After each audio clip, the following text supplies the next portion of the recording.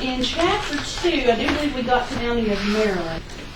I do apologize because it's not the most exciting era of colonial history, and I have had classes in just colonial history, and it's interesting in your book portrays. So I'm going to be bringing in some stuff about that too, and just sharing it with you.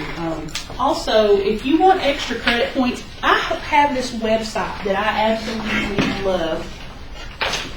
And if you want to bring me something in from that, like a historical list that you think is pretty neat, I'll give you bonus points for it.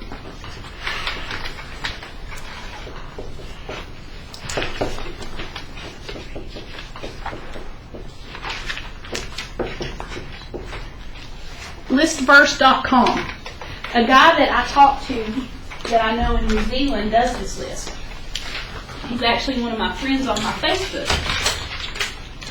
And he posts all these really cool kind of lists, and it doesn't have to be a history list. If you just think it's kind of cool, if it's like, I don't know, current events or you know, famous people that did this or whatever, you know, print it off, bring it in to me, or email it to me, or say, look at this list on this verse. But you'd be amazed at the things you can find out just from random lists. And that is worth some bonus points if you want to bring them in. But just read them. I mean, if you have free time, you know, take a couple of minutes and just kind of flop over there and take a look. And actually, I got a lot of the slavery stuff from him off of that list. So, it's really kind of neat. All right. Now, do you remember what we were talking about before with the tobacco industry? What was going on with that? Everybody was making it so prices were going down. Right. It becomes the cash crop, and if you overproduce something,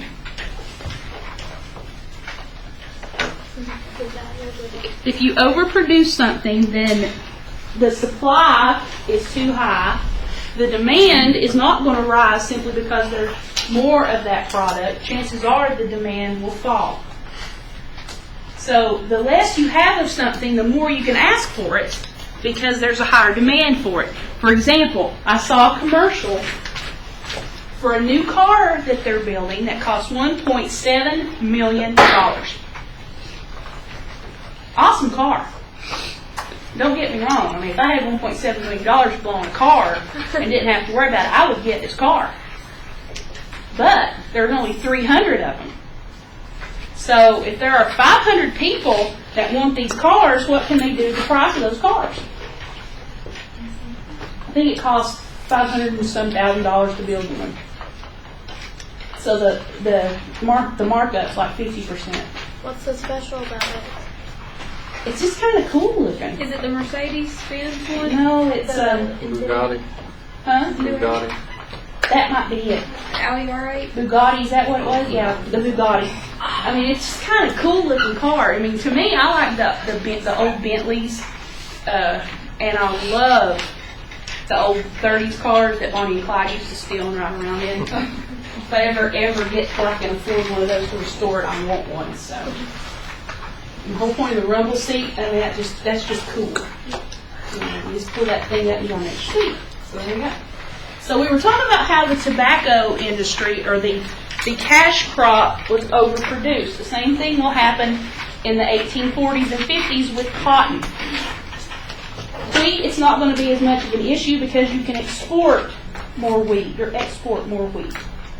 to other countries. Mainly the USSR and China will be a big recipient of wheat products.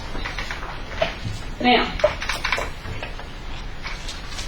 Virginia, of course, was the first settlement, and it was named for Queen Elizabeth, the Virgin Queen, and her sister didn't like her very much, but her sister was also known as Bloody Mary because she was supposed to be really, really evil.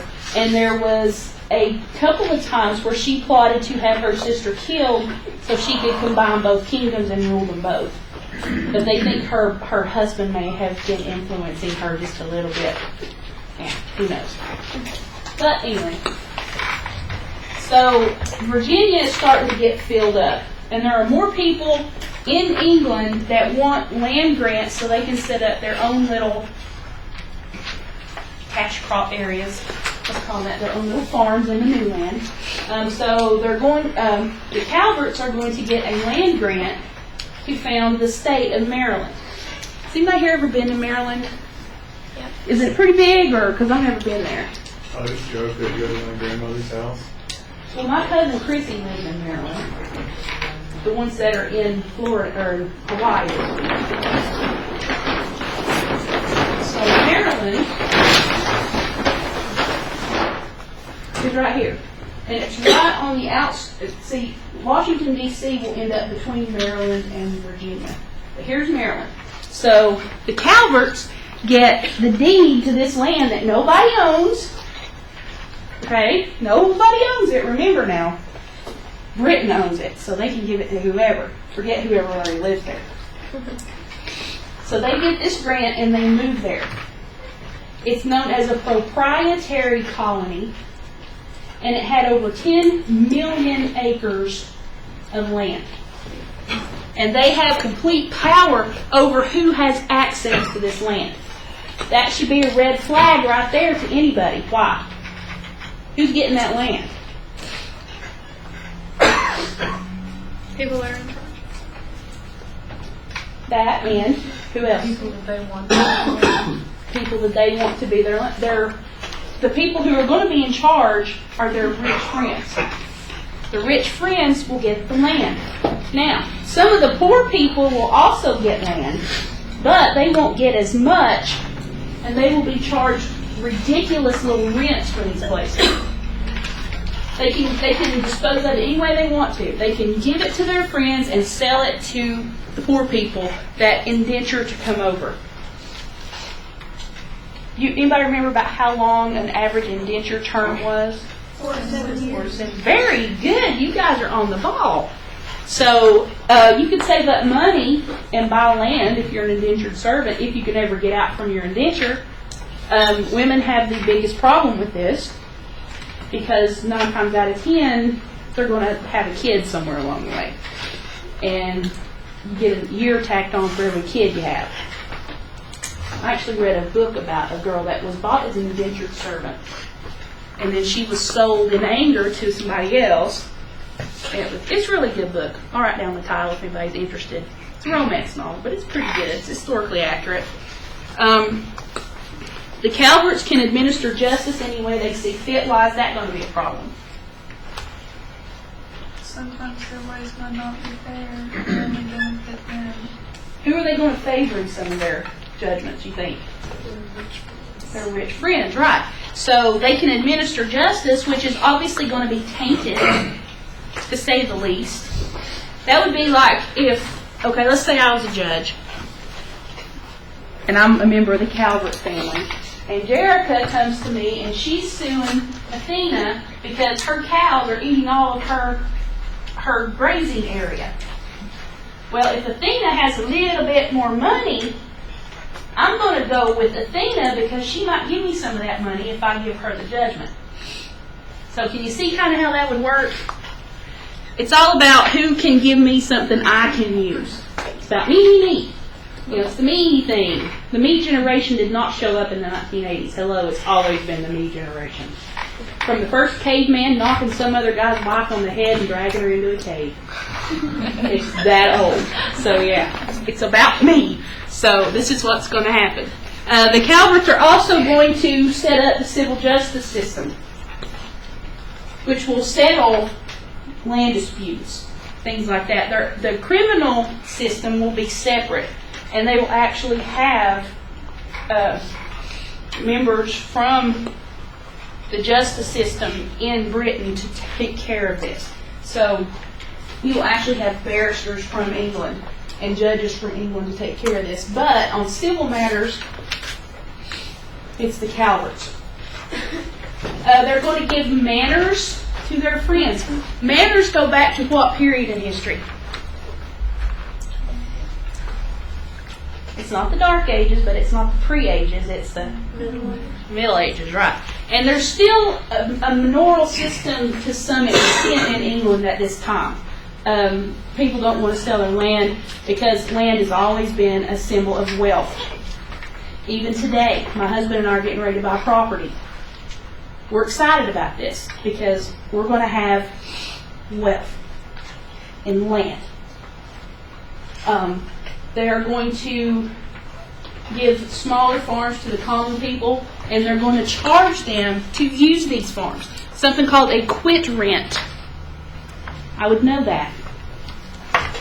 A quit rent is like a yearly rent that they have to pay for the use of that land. It's not sharecropping.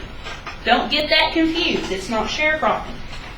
It's renting, like if you rent an apartment. You rent to use that apartment. Now the farmer would be known as the tenant. Later on, in the sharecropping system, the person that is sharecropping really is less than a person to the one that they sharecrop for. So they really can't be called tenants either. So, I guess it just depends. So, like I said, the quit rent is for the use of the land. It's a fee, and it may be paid in crops. It might be paid in money. It could be paid in furs or animals. I mean, you might raise wonderful hogs. You know, hog farmers make a lot of money. They smell bad because the hogs don't smell good, but you know, you might butcher a couple of hogs at the end of the year and give them as rent. Anybody ever see Coal Miner's Daughter? You remember how they would get their shoes every year? No, they'd sell something. You've ever heard the song Coal Miner's Daughter?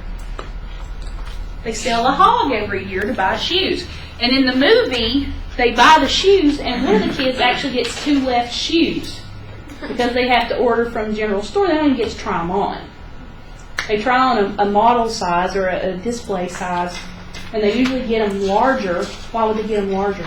Because feet grow, right, pretty fast. You know, your feet don't stop growing. They don't stop growing until you're like 65 or 70 years old. I thought whenever you got older, your feet started to shrink. That's what I always heard. No, I've actually gone up half a shoe size in the past 4 years because my feet are still growing. I know your ears still grow. Mm-hmm. That's a scary thought. I'm going to be able to fly away pretty soon. But yeah, your feet don't stop growing. I mean, it might just be just a little bit at a time, but they still grow. And, you know, when they say after people die, their hair continues to grow, it doesn't. What happens is the head shrinks, and it just looks like the hair grows. Do their nails still grow? No. It's because the skin goes, and they don't grow anymore, so. And I love the sound effects, so we're good at that. It's all about sound effects. I used to watch Bob Ross, and he would say, "You need a happy little bush," and you go, and a happy thing like that. So yeah, sound effects really kind of livened it up. So, the people that live in Maryland are not happy that they're getting neighbors. But the people that live in Maryland are hated by the Virginians because they're getting neighbors. For a couple of reasons. Number one, the Carvers, or the other guys, were Catholic. What religion do the Virginians practice? Christianity, Protestantism. At this point, there's just Anglicanism. And that's the church that who started? I have 6 wives. Henry VIII, right. They don't like the fact that these people are Catholic, and they don't like the idea that they embrace different religions. They give people the freedom to choose what religion they want to belong to. This country was not founded on religious freedom. Don't let anybody tell you that, because it's not. They're also going to be a source of competition as far as the cash crop, tobacco, and there's going to be a lot of economic competition as well. So that's going to take money out of their pockets, and they're not happy. So if somebody came up and you just got paid, and you say made $400 for that week, and somebody came up and just took your $400, you wouldn't be happy about it. The same thing's going to happen here. You have some changes in policies in the Chesapeake area. Where was the first settlement established? Do you remember? Jamestown. Jamestown. And what was wrong with Jamestown? It was a swamp. It was a swamp. It's around, I think it's around this area. Near Williamsburg. It's right in there. So yeah, Jamestown was the first settlement. So things have changed since 1607. By the 1630s and the 1640s, you've got several colonies established, but back in England, they've kind of forgotten about them. Yeah, they're still getting all these cool things like trees and turpentine and pitch and their favorite fish in the world, which was cod. So they're getting all that stuff, and this money's going into the royal bank accounts, as we'll call it. And they're not really concerned what's going on over there because they're in some trouble back in England. Now, if you can show me a time that England wasn't involved in some kind of war, I'll show you a miracle. Because they're always beating up on somebody because they think they own everything. So there are political crises and a civil war going on in England. So do they have time to worry about these dinky little colonies over in this other wild place? No, they don't. So the colonists are going to get used to the fact that nobody is taking the time to tell them what to do. That'd be like if you had children and all you did was sit there and play Xbox all day and let them do whatever, and then all of a sudden you decide you're going to parent that child. They're going to rebel, aren't they? Is that what happens? Yeah, that's why we are no longer part of Britain. Even though technically we don't win the Revolutionary War, but I'll get to that later. So then you've got James I and Charles I trying to get rid of Parliament so they can rule without Parliament. Don't let it fool you. The king does not rule England. It's Parliament. Let me tell you this. The president does not rule the United States. Who rules the United States? Congress and the Freemasons. Seriously. I am dead serious about that. All the founding fathers were Freemasons.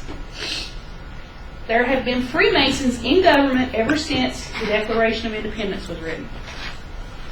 So you have a small group controlling the government. So in 1629, Charles I will go so far as to dissolve Parliament. Are the members of Parliament active? What are they going to be trying to do? They're going to try to get rid of Charles. But there's a problem. For about 10 years, there's nothing really big going on. I mean, you still got Britain beating up on people, but that's in other parts of the world. But in 1639, the Scots invade England. And who has the right to declare war and raise troops and raise money? Parliament. So without Parliament, Charles is in a mess. He is in a pickle. And it's not the good kind of pickles either. So he has to reinstate Parliament to raise money and raise an army. Now, is Parliament going to go gentle into that good night and come back without giving him a problem? No. Parliament tends to hold a grudge, especially when they're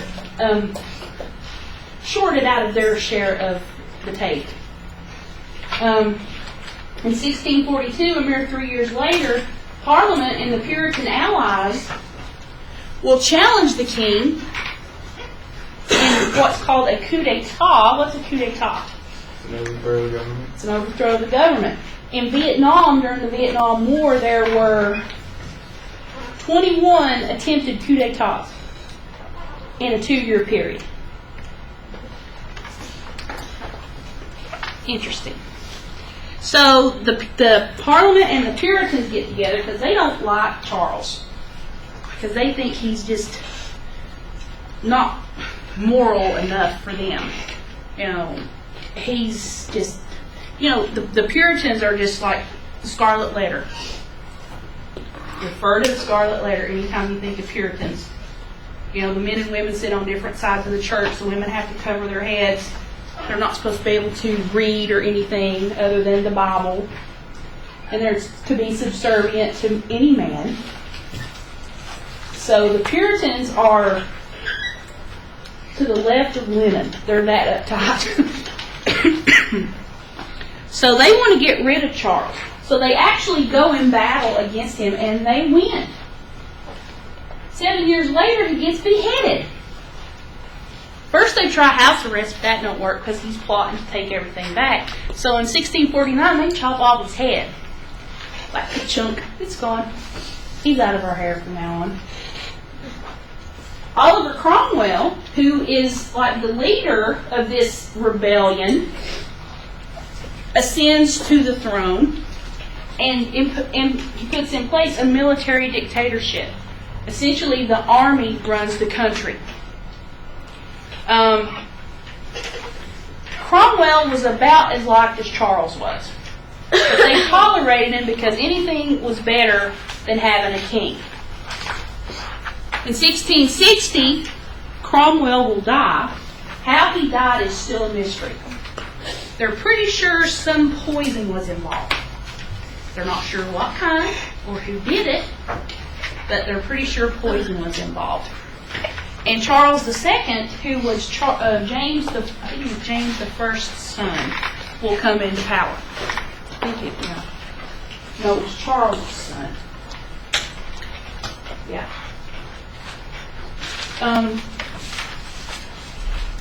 Charles II comes to the throne and he works with Parliament. He actually works with them. He realizes that had it not been for Parliament, that they would be ruled by Scotland.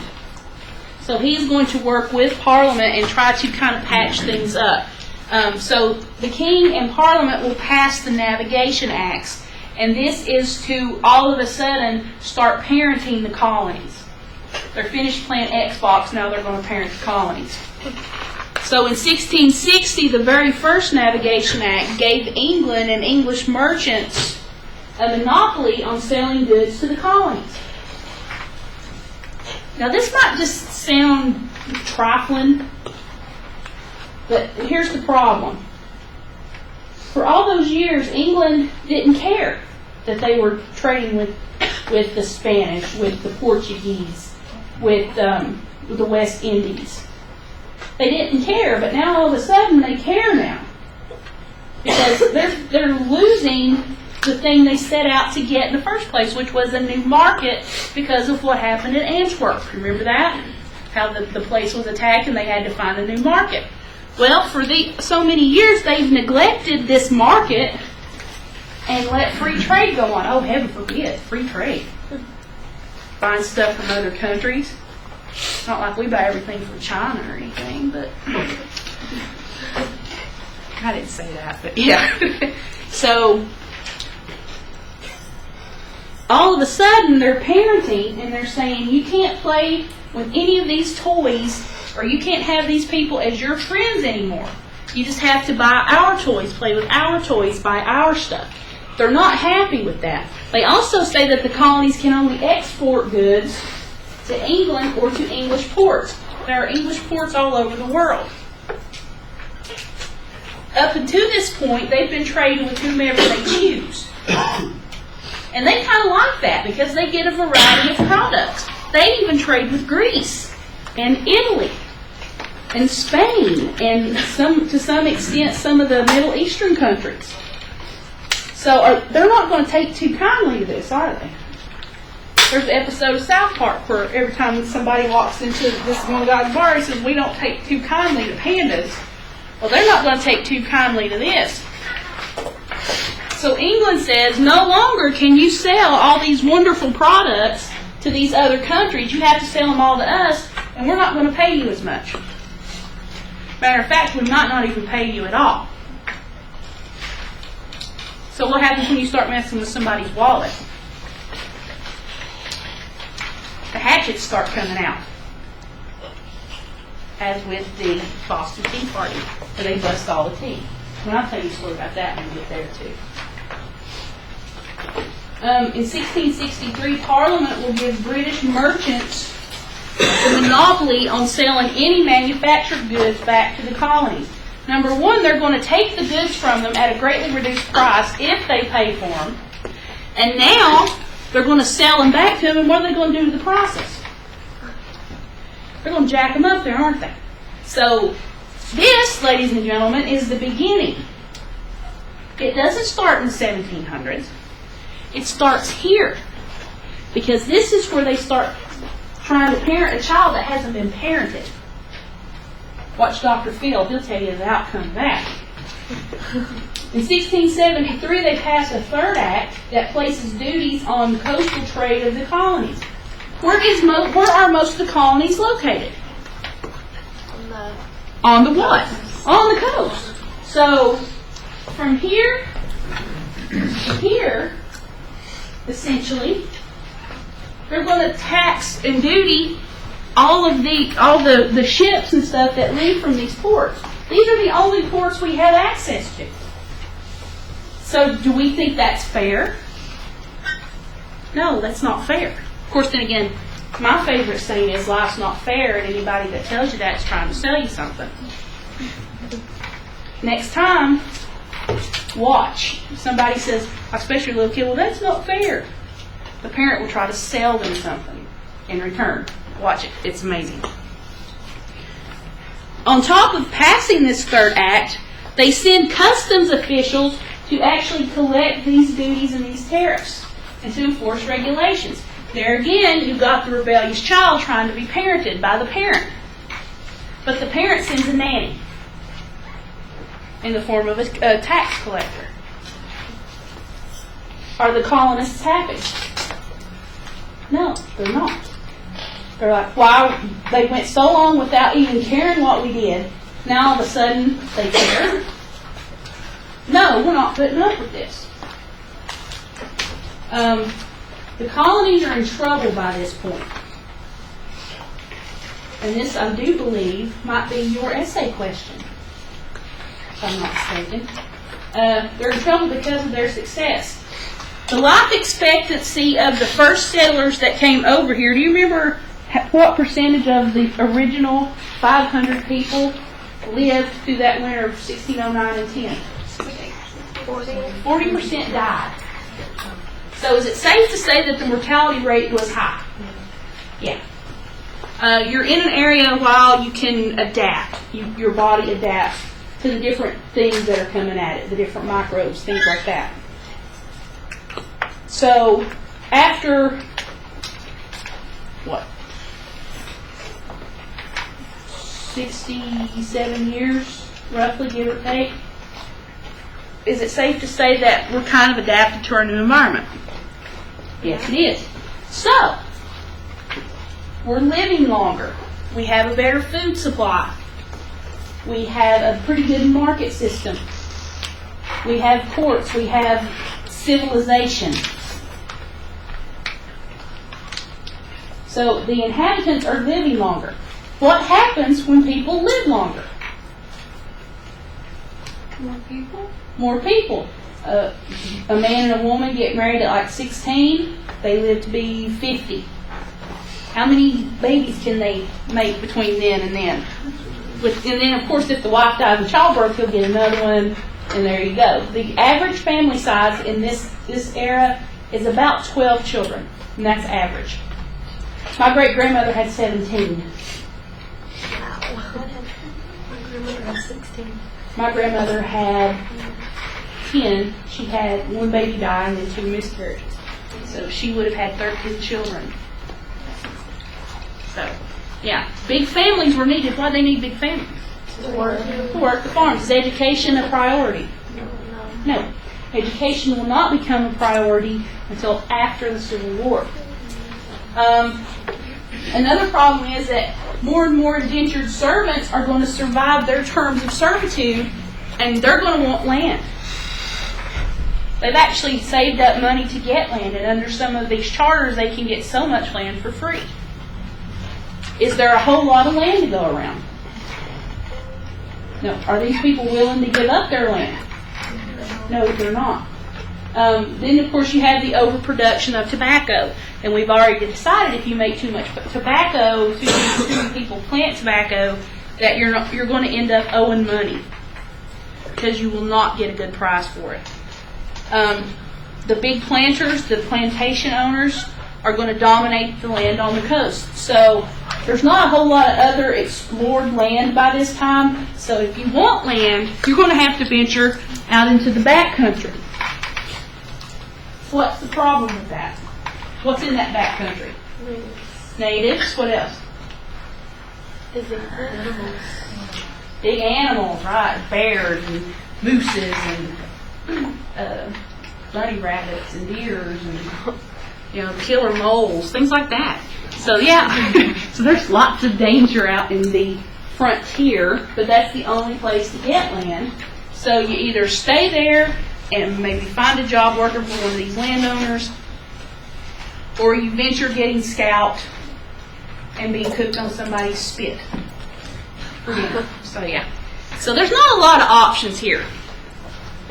So these newly freed servants are either forced to become tenant farmers, or they're going to have to pay the guy that just got free from to use a piece of land, or they settle unclaimed land out in the outback part of the colonies and risk getting murdered by, Bambi and Thumper and what's that little skunk, Flower? Yeah.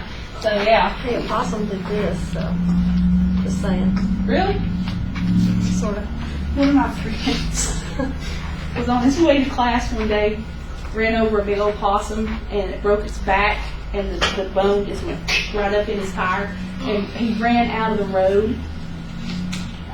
And I get a text message, I'm not going to be able to make it, I ran over a possum. I'm like, okay, and then I'm like, so? He goes, well, I've got a flat tire. And it had a possum bone about that big sticking out of it. So, yeah, it had to get a new rim and everything. It just totally messed up his tire, knocked it out of line. And I said, what happened to the possum? He said, it died. I wasn't so fortunate. So now, like he'll be on his way to my house or something. I'll say, look out for possums. And he'll be like, ha ha. So yeah, watch out for possums, I think. And the traps that you set for them. Yeah. Smaller farmers are going to depend on the bigger planters for land and for credit. Are there any regulations in place as to how much interest they can charge? Are there any regulations in place as to terms of how they're going to work out their credit arrangement? No. So they can pretty much charge anything they darn well please. And they do.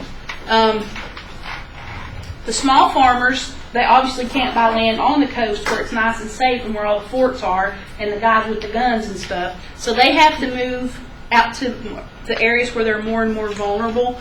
And they're vulnerable to debt because they have to depend on the rich guys to get money and stuff to buy crops or whatever.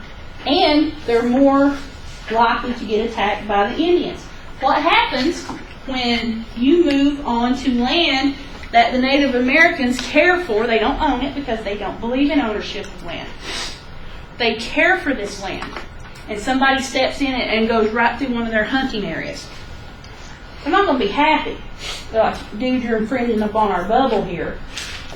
And we're just going to have to scalp you and your wife and maybe a couple of your cows while we're at it.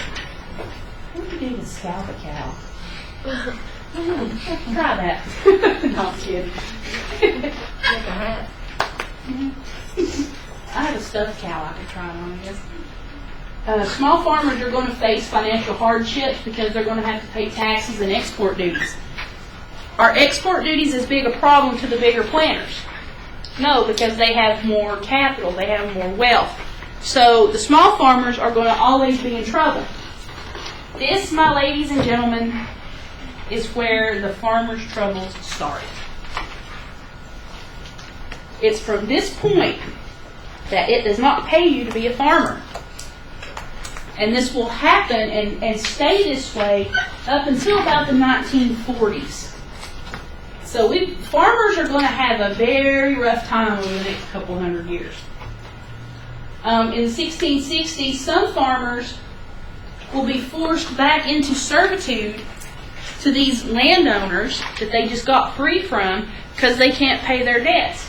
Now, they might loan this former servant $100, but they can charge as much interest as they want. So if they charge 40% interest every year, and you can't pay back that money, and interest keeps building and building and building, pretty soon that $100 is going to be thousands of dollars. As a small farmer, are you going to have thousands of dollars you can just throw away? No. So the landowner comes up and says, Jerica, you owe me $4,724.15. You can either pay me, get off my land, or you can work for me for 7 more years. She has 3 choices. She doesn't have the money. She can't leave. She doesn't have anywhere to go. What are you going to do? You're going to go back to being a servant. So, can you kind of see the horrible, horrible cycle that's going to happen here? And this is going to become more and more pronounced as it goes on. Now, eventually, somebody's going to get tired of this. And somebody's going to have a big mouth, and somebody's going to do something about it. In my family, I'm that somebody.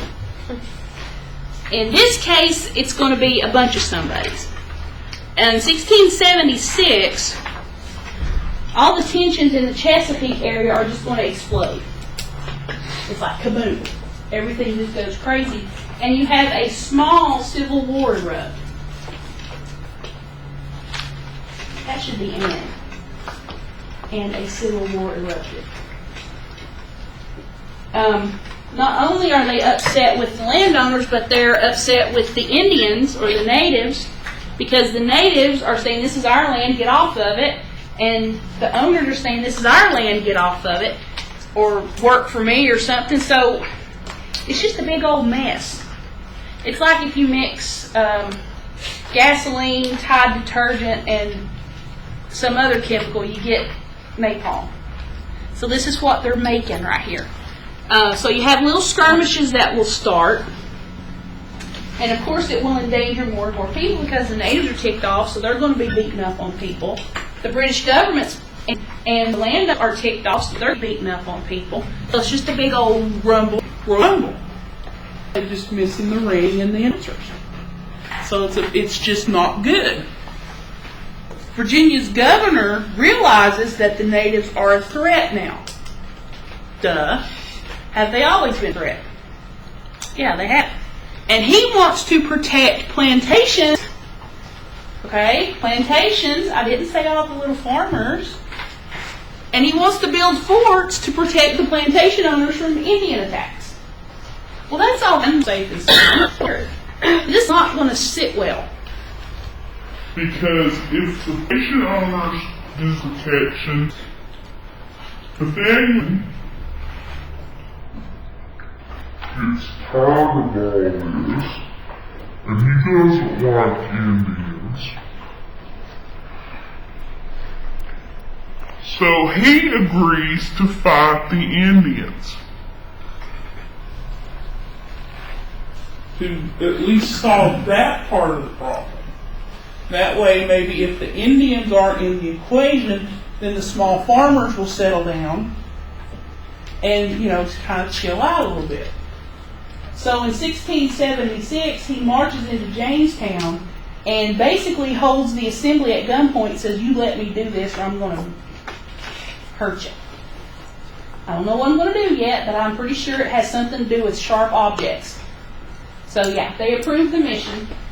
But instead of just going after the Indians that are attacking everybody, he starts beating up on all of them and killing all of them. So if you're a friendly tribe and all of a sudden Bacon and his guy come in and they start beating up on you, like, what do we do? I mean, we just sold them furs yesterday. So they're not going to be happy. So this is going to cause more trouble than it helps. So the governor tries to stop him. But Bacon by now is mad with power. You know, he's been beating up on some people. He's been murdering some innocent women and children. He's got the adrenaline flow going. So he uses this adrenaline, finds out what the governor's doing, turns right back around and marches back on Jamestown and burns it down. Destroys it. And goes, ha, see what you get when you try to tell me what to do? And then he goes, neener, neener, neener.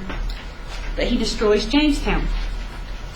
This is not what the plan was.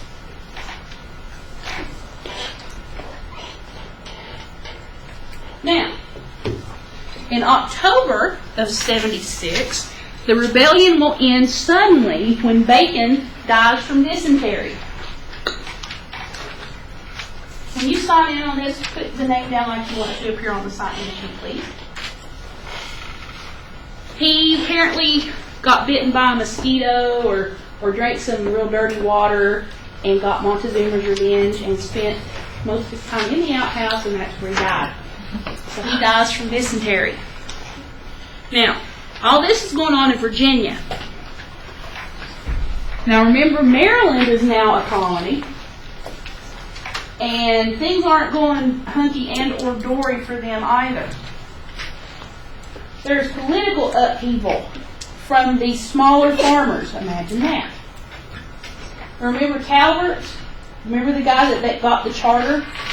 Well, apparently he's monopolizing everything. Anybody surprised by that? There are other wealthy planters. They have some power, but they want the same kind of power that Calvert has. And the smaller farmers have the audacity to ask for a representative government. How dare they? A representative government of people that live in this new land. I just don't see how they could ask for something like that. Please know I'm being sarcastic.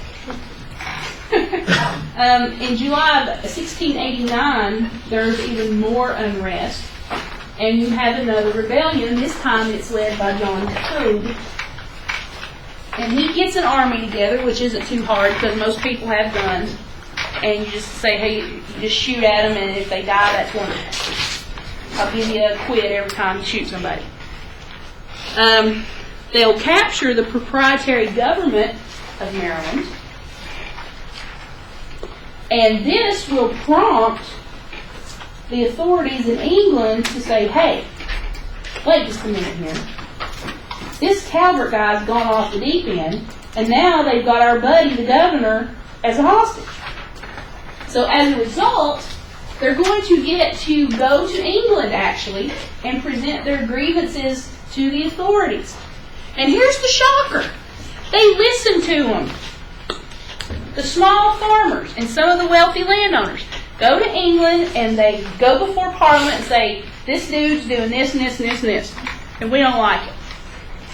And if you don't do something about it, he will disappear and nobody will find it, essentially.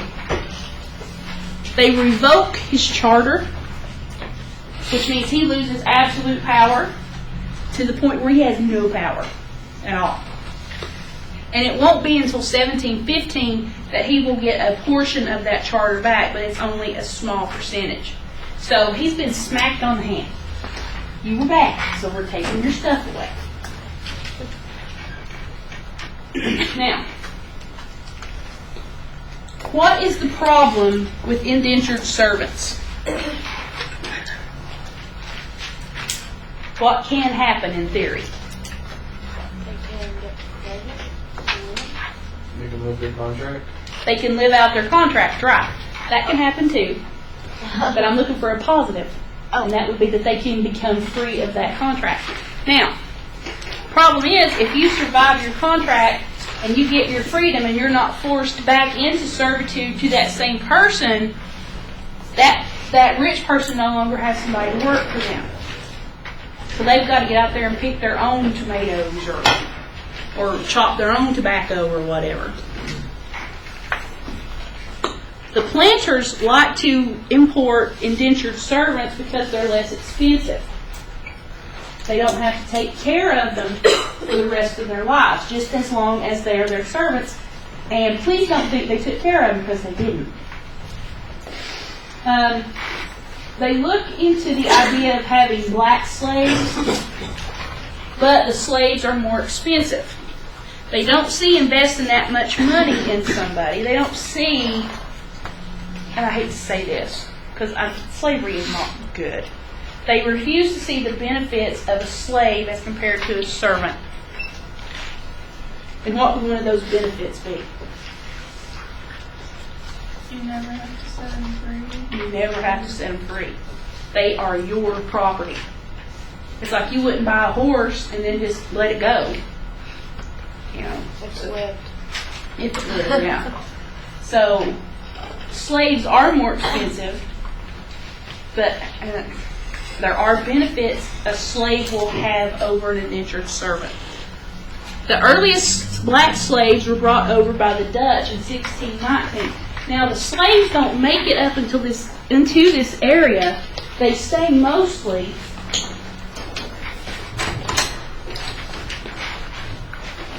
to the south, like in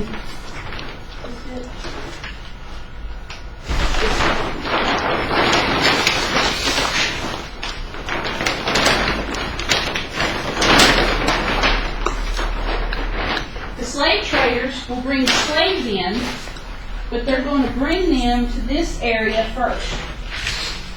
The Indies, Cuba, parts of northern South America. It won't be until later that they make it into the southern area because there are only a couple of colonies in the south at this point.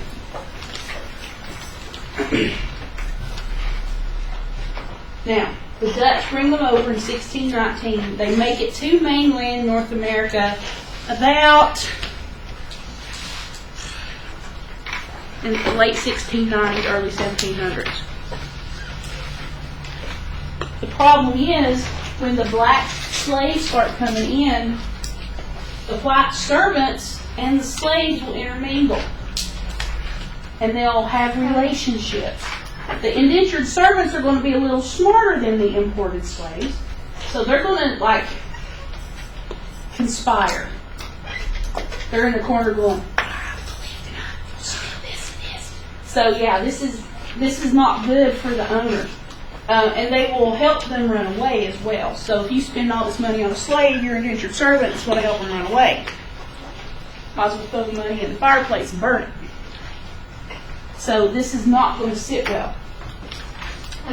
In 1680, an abrupt change happens. All of a sudden, planters realize that slaves are a better investment. They realize, hey, if we own them, we're not renting them like we are the white servants. We own them. They're like one of our cattle. So they invest more money into slaves. You have a declining immortality rate because you're bringing slaves to an area that is similar to that in Africa as far as climate and things like that. So you can get longer periods of work out of slaves. Another benefit. If you own this slave and that slave has children, they're yours by default because you own their parent. And at this time in history, you don't have as many indentured servants coming to the new country because they're learning what's going on. They're learning about these creepy crawlies and these killer bunny rabbits and all this sort of stuff. So they don't want to come over here. With more and more people leaving, that makes more opportunity for them in England. The Atlantic slave trade is not started by the white Southerners. It is started by the Portuguese. And that the slaves were first brought to the Caribbean and South America. Later they would come north. Between the 15th and the 19th century, 13 million men, women, and children will be brought across the ocean as bondspeople. The reason you have such a huge spike in the amount of slaves being brought is because of the sugar plantations in the West Indies, because it's very conducive to sugar production. So this will bring about the spike. Captured slaves were held in pens and then the boats would show up to get them. Now, has anybody ever seen the episode of Family Guy where Peter is telling the story about his great uncle Nate Griffin? Yeah. And Cleveland comes along, and he's this white guy from South Carolina, and throws a net over him and drags him off. That is not how it was done. The majority of those Africans sold into slavery were sold into slavery by warring tribes or by their own tribes for different reasons. So it had nothing to do with a net and a talking monkey named Brian. So it had nothing to do with that. This passage, this middle passage, to get the slaves from the west coast of Africa to the Atlantic area was about 500 miles. And they would, if you've ever seen those tiny, tiny boats at Jamestown, that's about the size of a slave boat. So you have hundreds, like 200 plus slaves squeezed into these little tiny cargo holds for 500 miles. Chances are it's not going to be very comfortable because they slept on boards with chains on them. They kind of just went to the bathroom wherever. They weren't fed well. A lot of them will get scurvy. And what's the cure for scurvy? Huh? Vitamin C. They don't carry a lot of oranges and stuff for the slaves. For every day for about 2 hours, they're brought out to exercise so they can be healthy, so they can be sold. So is it safe to say that this is not a luxury cruise? No, it's not. In 1740, 40% of Virginians were black. So, let's see, when did they start coming over? 1680. So 6 years later, 40% of the people in Virginia are black and are African born and are primarily slaves. To keep the slaves under control, they put slave laws, which slave codes, into effect. By the late 1700s, it's going to be hard for a master to free a slave. I don't know why. I can't really understand this law. Thank you, ma'am. But they do it. So the master cannot free a slave even if he wants to. The assemblies will pass legislations to separate the races even more. There are some free blacks, and they will say, even though you're a free black, you cannot own a white servant. So they can't order an indentured slave from the catalog and have him come work for them. They're going to forbid interracial marriage and sexual relationships between free blacks and white Europeans. And this stays into effect up until about when? Anybody know? The 1960s. 1960s, right. So that law stayed around for a while. It's still on the books in Virginia, but they don't enforce it. They use legal codes to turn the white people against the black people. Remember one day in class I told you that everybody has to have somebody to look down their nose at? Well, the white people can now look down their nose at the slaves. So if the poor white people don't like the slave, then that cuts down a chance that they would get together with the slaves and overthrow everything. And they sweeten the pot by saying, if you unify with us, then we're going to give you some stuff. We'll give you, we'll forget about that $50 debt.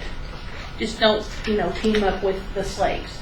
I'll let my son marry your daughter even though, she's already had 3 of his kids. I'll let him marry even though she's not in our class. Things like that.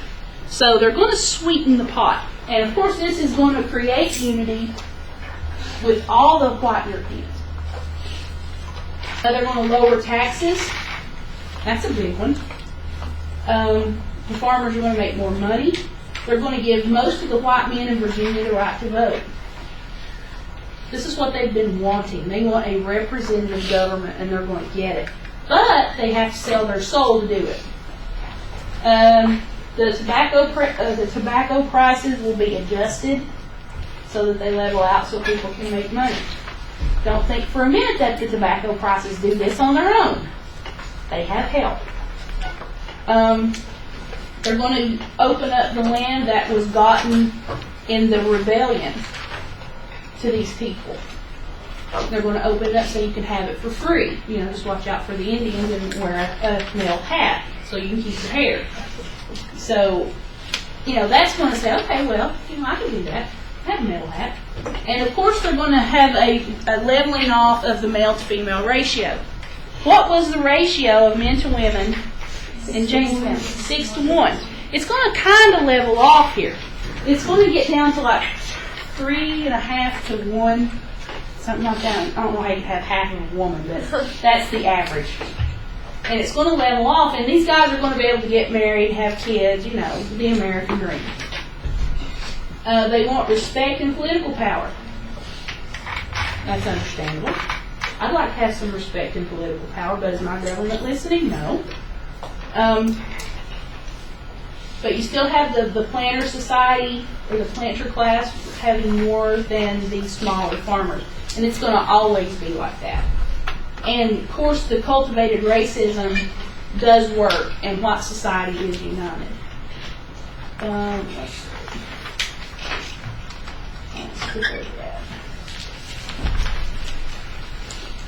Alright, in 1700, black slaves will outnumber white inhabitants 4-1. Okay, now you're holding the people in bondage and there are more of them than you. What are you afraid they're going to do? They're going to kick your butts.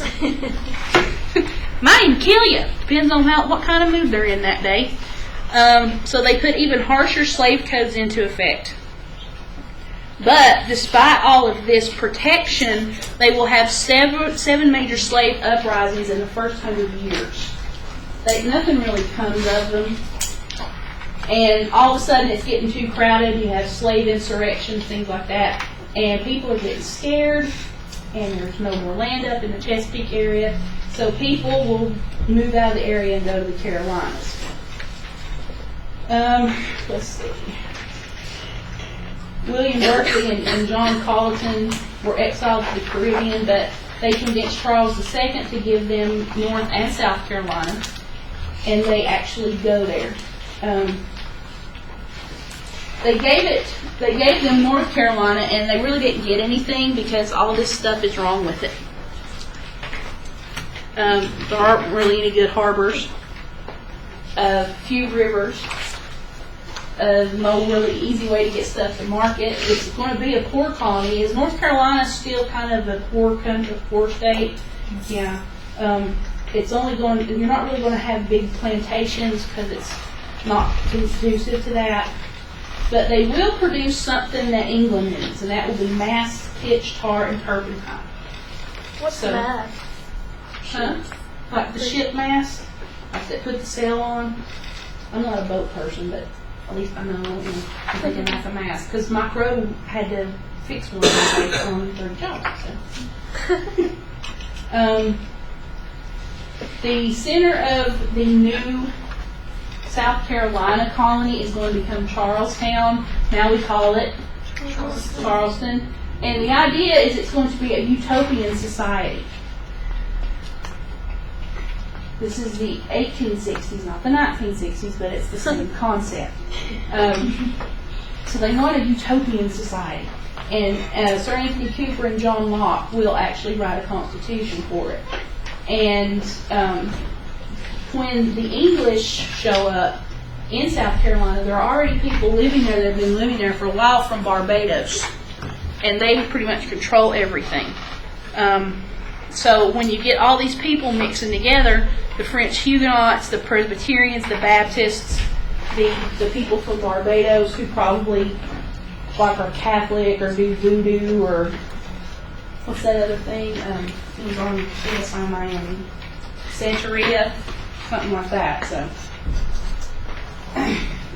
the first settlers in this area will raise grain and cattle, and they'll trade deer skin with these tribes, the Creek, the Catawba, and the Yamasee.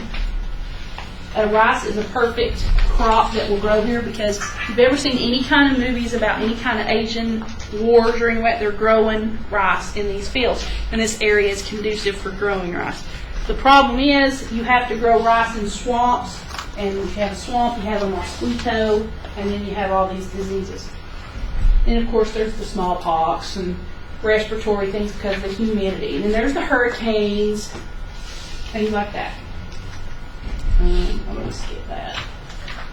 So I don't think.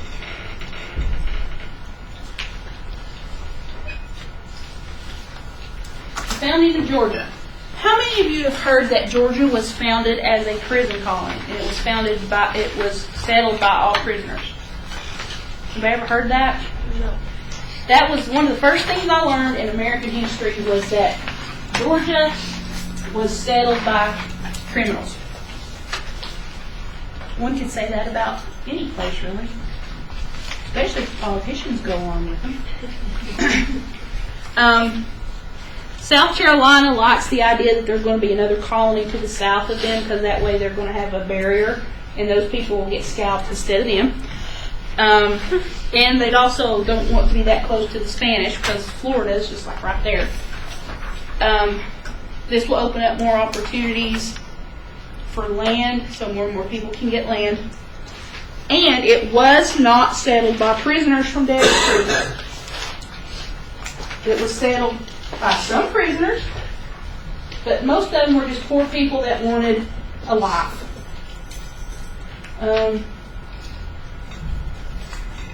Most of them are sent over by wealthy trustees, and they're given 50 acres, tools, and supplies to last them a year. After that, they're on their own. The people that pay their own way get more land, and the Germans and the Spanish Jews will flock to the new settlement in Savannah. So there's a large Jewish population in Savannah around that time. First, they're going to outlaw slavery. Then they're going to outlaw liquor. How's that going to go over, you think? And this is not going to work. Eventually, they are forced to allow slaves and liquor. So it didn't work. But 1752, Georgia comes under royal control, and then things start shaping up. The early colonies have a few similarities. Most of them have a plantation economy.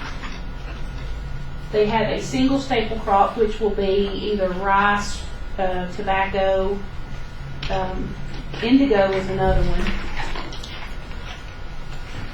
The more money you have, the more power you'll have. Slavery will start to flourish, and of course with slavery you're going to have the slave codes, and then the racism, because somebody has to have someone to look down their nose at. Spain has a weak foothold in Florida. In 1565 they established St. Augustine. In 1598 they established Santa Fe, which is in New Mexico area now, and of course they want to make money. In 1700, you had about 1,500 people in St. Augustine and 3,000 in Santa Fe. In 1675, there were 10,000 Indians in the Florida area. The priests and missionaries came to convert the heathens. Not mine. The native peoples are made welcome by the Spanish, sort of.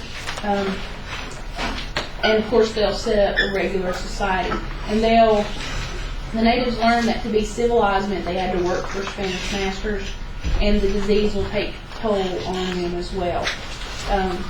The number of native peoples will drop, and the Spanish will get very abusive.